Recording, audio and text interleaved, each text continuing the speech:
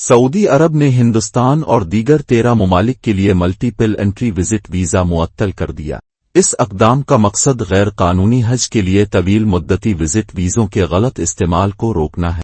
ایک بڑی پالیسی تبدیلی میں مملکت سعودی عرب کے ایس اے نے ہندوستان سمیت 14 ممالک کے شہریوں کے لیے ایک سے زیادہ داخلے کے وزٹ ویزا کے اجرا کو عارضی طور پر معطل کر دیا۔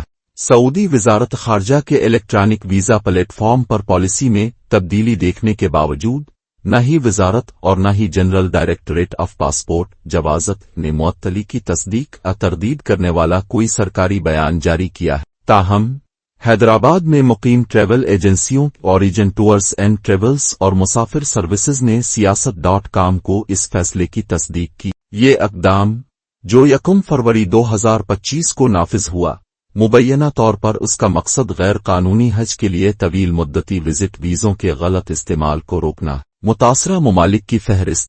اس فیصلے سے متاثر ہونے والے 14 ممالک یہ ہیں: الجزائر، بنگلہ دیش، مصر، ایتھوپیا، انڈیا، انڈونیشیا، عراق، اردن، مراکش، نائجیریا، پاکستان، سوڈان، تیونس، یمن، نظر ثانی شدہ ضوابط کے تحت۔ ان 14 ممالک کے زائرین اب صرف سنگل انٹری ویزا حاصل کر سکتے ہیں، جو 30 دنوں کے لیے درست ہے۔ اس ویزا کے تحت زیادہ سے زیادہ قیام کی اجازت بھی 30 دن ہے۔